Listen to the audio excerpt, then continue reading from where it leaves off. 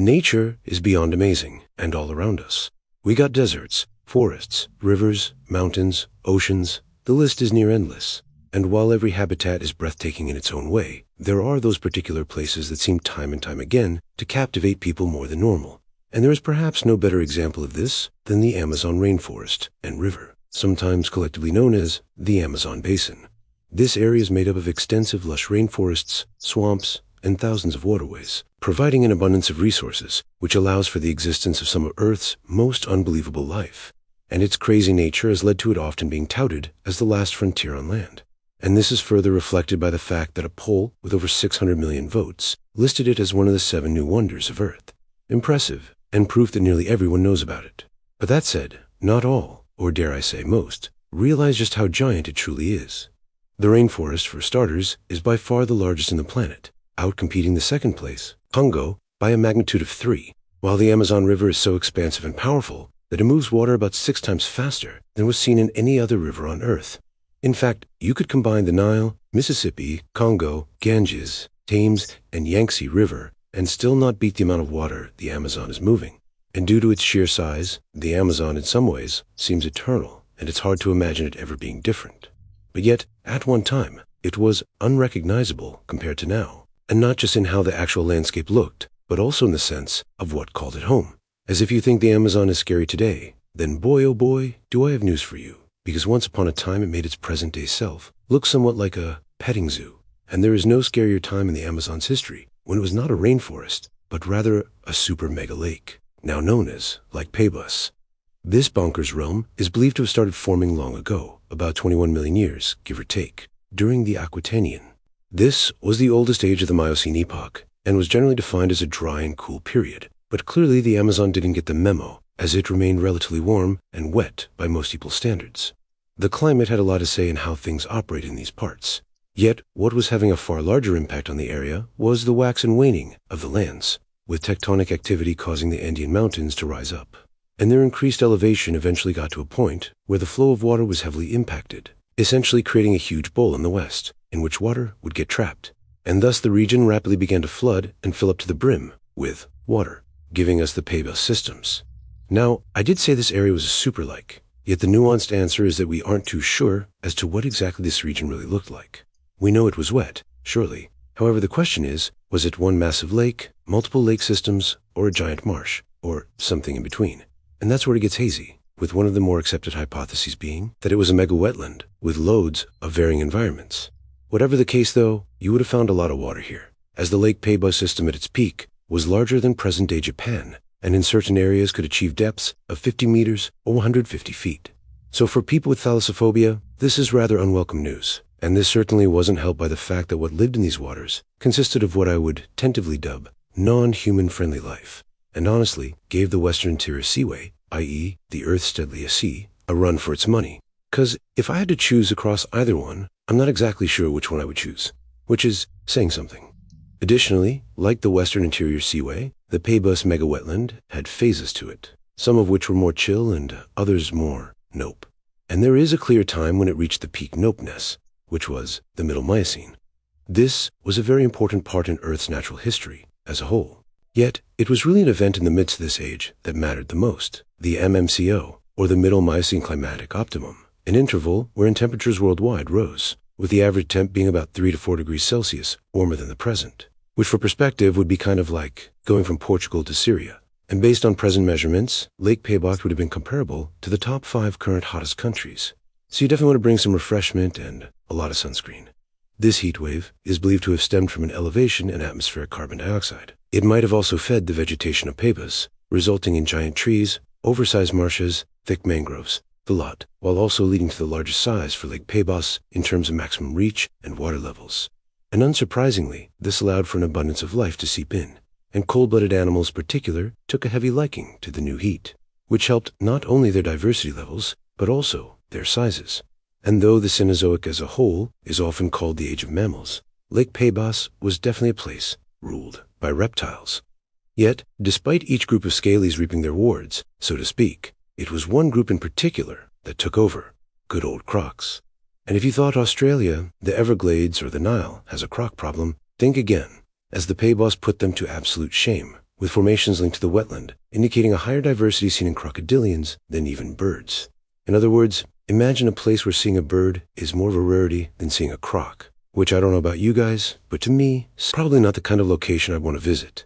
And due to the high number of crocodilians living in Pebas, we see that there are many types, with niche partitioning being routinely observed. Along with heavy diversity in niche partitioning, of course, comes great differences of size. And while a few remained within what we consider the normal limits, a handful evolved into supersized giants. And this included the king of the mega wetland, and what was the largest caiman and possibly the biggest crocodilian to ever live, the Purosaurus. There are no words that capture just how monstrous this behemoth was, but I will try. The first report of its existence comes from 1892, when skull material was located in the poorest region by a team of paleontologists, and the sizes of these skull pieces were unbelievable, and they instantly knew this was something different, so to speak. And subsequent discoveries and more material only confirmed this, as what it unveiled was a super croc that was built like a tank and at proportions off the charts, with the skulls alone measuring 4.7 feet or about 1.5 meters, and being almost comically robust at that, taking on a rather box-like shape. And so clearly from this powerful head alone, the Pterosaurs was top dog in Pebas, and a vicious predator at that. Although its postcranial size, the body size, is something that not everyone agrees on, as postcranial bones have been rather elusive. But most studies have found that at the very least, they would have measured 9.2 meters or 30 feet long, and weighed over 6 tons, which already greatly exceeds the largest reptile of today, and puts it on par with literal killer whales. But I have to warn you, things only get crazier after this, as these are the more quote-unquote conservative estimates. Other studies have reported theoretical maximums from 33 to 42, or even 52 feet, or 12.5, 10, and 15.8 meters, respectively. Additionally, at these bigger sizes, the weight also balloons, and it's possible that the largest adults weigh between 8.4 and 12.6 tons, which at the latter weight, we are talking about a crocodilian heavier than even a meek whale. If true, it would also make the Purosaurus the heaviest crocodilian ever, and though the accuracy of these estimates are kind of hard to assess, separate studies do suggest a high likelihood that the Purosaurus was indeed heavier than the most famous megacrocs, like the Dinosuchus or Sarcosuchus, and given its titanic broad jaws, it would have required a massive neck to support it, not to mention a muscular robust body as well. And given the absurd nature of its jaws, you know this guy had one mean bite, with models implying a bite force of up to 69,000 newtons, which sounds a lot, and it is, with very few animals having achieved anything even close to this, not even the infamous T-Rex. And at this bite force, it'd essentially be like having a cargo truck dropped on top of you. But instead of tigers crushing you, the damage was delivered by dozens of 2-inch or 5-centimeter long teeth that were curved, covered in 2 cutting edges, and thickly conical, and long for tremendous bites straight onto bone without harming these teeth at all. And due to their shape and design of the skull, it's clear that pterosaurs were a hunter of large vertebrates, who utilized puncturing and holding bites to debilitate and capture prey. And these stats alone make pterosaurs one deadly killer. But things only get worse for the rest of Pebas, as paleontologists reckoned that despite its massive weight, this guy retained the classical finishing move seen in many crocodilians. In other words, the death roll. This brutal move is designed to not only subdue, but literally dismember prey, and with modern crocodiles, has been known to rip animals as large as buffaloes to pieces. So I don't want to imagine just how messy a death roll from the Purosaurus would have been. And thus naturally, this reptile was clearly the apex predator, and nothing else we know from the region would be safe from a fully grown one. Which is why it's also so unfair that Purosaur had impeccable defenses as well, being covered in thick scales and osteoderms, far greater than the armor seen on any of its descendants, in keeping it well protected from any animals or from its environment, as the waters of Pebas likely were riddled with fallen trees and various debris that could be poignant. And ultimately, the Purosaurus found extreme success with this build, as fossil remains show that it was not concentrated to specific environments within Pebas, but instead lived throughout the entire thing, inhabiting rivers, floodplains, and lake environments. And so, if you saw water run, and you were in said water, well, it was nice knowing you. But while Purosaurus was to the Pebas Formation what the T-Rex was to Hell Creek, it was by no means the sole crocodilian, nor was it even the only giant one. And a testament to this is that the Pebas was also home to possibly the largest gavilid ever. This family is currently only represented by the gharials and false gharials, but in ancient Pebas there was a whole lot more, including Gryphosuchus. Now, I'd much rather swim into this guy than a Purosaurus, but to be honest, I'd prefer neither, as this guy was still a giant within its own right. Thus far, 4 species of this genus have been discovered, and the largest by a good margin is the Gripassukis croizati, a species described in 2009, which seems to have been stuck in the northern tip of Pebas, possibly frequenting both freshwater and coastal environments, giving it access to a diverse range of food, which clearly did wonders for its size, as estimates over 10 meters, or 33 feet long, are very common for matured individuals. Only the Rampassuchus of the same family rivaled it in title for the Lurtus gaviolid. And seeing this, it's pretty evident that Gripassukis didn't have many foes either, rather, just a lot of victims. Though I will say, none were probably as large as the prey Prehistoric was going for, since, opposite to the Prehistoric's broad skull, Gripassukis had evolved an extremely narrow and slender one, leading to a theorized diet heavy in large fish. But given its sheer size, it's quite realistic that the occasional mammal might have been on the menu too. And if this duo of titans didn't seem like enough, there was also a third, stupidly huge croc that completed the Pebos trifecta, and its name, the Morasuchus. Like Prehistoric, it too was a type of camel, yet these siblings couldn't have been more opposite, with this genus in some ways being closer to ducks, as it sported a broad, flat and elongated skull that is often described as being duck-like. Sounds funny, but I'd probably never say that to its face, considering that adults in this genus could have reached 9.5 meters or 31 feet long and weigh in excess of 4 tons. So basically 4 giraffes mashed together. And because of the stature plus its odd face, there has been great interest in this mysterious creature's diet, with 3 main hypotheses having been proposed. The first is that it was a generalist eater that patiently waited for animals to drift into its waiting mouth, where it would then swallow them whole. The second option was then a twist. This croc was really a gentle giant who fed on floating plant material. Though to be honest, most are not putting their bets on this idea, with a majority support instead going to the last hypothesis, which is that use its large duck-like mouth to sip through the muddy floors of rivers and lakes in order to uproot and consume a mix of vertebrates, mollusks, crustaceans, and fish. And while it may not be as voracious as its other 2 massive relatives, swimming into one would still not have been good for your heart. This, I guarantee. And just remember, while these 3 were the true giants of Peabody's water, there were still plenty of other crocodilians to go around, with fossil formations revealing the presence of at least a dozen other genera that again demonstrated a wide range in size, and you would have found multiple kinds that rivaled the largest crocodilians of today, whilst there was also a handful of much smaller genera that were in some cases dog-sized or even smaller. And that might sound good, but what this really means is that every animal in Pebos had a croc designed to hunt them. But as Ian Malcolm so beautifully put it, life, finds a way, and coexisting creatures put up a good fight against these tyrants, using some of that good old gigantism right back at them, which is why this area also became home to a lot of large fish, including Batamotrigon that rivaled the heaviest freshwater stingrays on record, and multiples croakers and drums that were human-sized. Yet, the animal that would likely turn the most heads in these waters, which wasn't a croc, was actually a turtle, though I frankly think calling it a kaiju makes a bit more sense, because it was the biggest freshwater turtle of all time, and one of the biggest, period, the Stupendimus. And don't let this name confuse you, as it has nothing to do with being stupid, besides perhaps your expression when seeing one, but 100% to do with it being stupendous, which is what sums up this reptile, who even gave the likes of the Archelon a run for its money, as its carapace alone was in some cases 2.86 meters or 9.4 feet. And remember, this was the shell, not the entire body. So it comes as no surprise that it was also quite hefty, being over 1 ton. And it's possible that these extreme proportions were essentially forced upon the turtles by the threat the crocs posed, and the enormous shell would have certainly come in handy when traversing these waters. And we even have direct evidence of this, as multiple specimens from Pebos have been found with bite marks in our carapace, as well as actual bite teeth that were crocodilian in nature. Now, I expect that not every turtle was this fortunate, but at least in these cases, it seems like the XXL shells did the trick, helping their would-be victims survive and fight another day. Now, I don't know about you guys, but seeing a mega-sized turtle would certainly check a few time-traveling boxes for me. But this is one flippered animal you definitely would want to observe only from a safe distance away, as while we generally think of turtles as being harmless, cute creatures, for the most part, the Stupendimus was a feisty guy.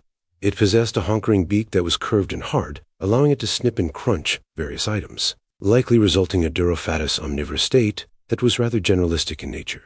And given its size, fish, mollusks, smaller crocodilians, and snakes were all likely game, and the defiance to their crocodilian rulers among the turtles did not end at Stupendimus either, as another large-bodied genus lived alongside it, the Caninimus. It was a smaller genus than Stupendimus, It was somewhat similar in size to leatherback sea turtles. So, not massive, but still definitely not pet-sized. And it would have been even less optimal for house living, considering its bad temper, since Nopeness was highly aggressive and carnivorous. This notion stems from its hooked jaw, that it was stout, robust, and had curves along it, similar to what's seen in the alligator snapping turtle. And thus the belief is, this was just one big old snapping turtle. Albeit, opposed to the risk of losing a hand, you'd be at risk of losing your entire legs, arms, and maybe even head from a bite, and a likely fate on anything it found, except for, perhaps, giant crocodilians. But who knows? Perhaps it tried. And so, when even the turtles are unhinged, you know a place is messed up. But don't forget, you also have the usual nightmare suspects. In other words, sharks. Now granted, these cartilaginous fish seem to have been extremely rare in the Paleos overall, and limited to the regions closer to the coasts, but were likely brackish and exposed to periodic marine pursions, which are known to certainly have happened. And so this is just one more thing to worry about. And this is why it's seriously impressive that aquatic mammals manage to show up here in any amount, despite their relatively cold-blooded onslaught, with the two main mammalian groups in the Paleos waters being Sirenians and river dolphins. At least multiple species of each coexisted with the reptiles and fish, and like those groups, also ranged in size.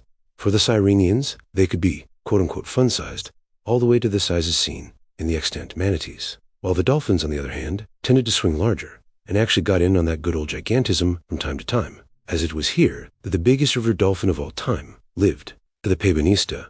Today, that title for the largest river dolphin goes to the Amazonian river dolphin, that coincidentally lives in a corresponding area, and whose adults measure up to 8.5 feet and weigh about the same size as a gorilla, which is respectable. Yet, it has to beef up a bit more if it wants to catch up to the Pebenista, who is about 30 to 35% larger on average. And similar to the other inhabitants in the Pebas, the Pebenista also became a bit more menacing than its living relatives, and we know this thanks to the unique construction of its skull, which compared to extant river dolphins was unusually sturdy and sported relatively longer and thicker teeth.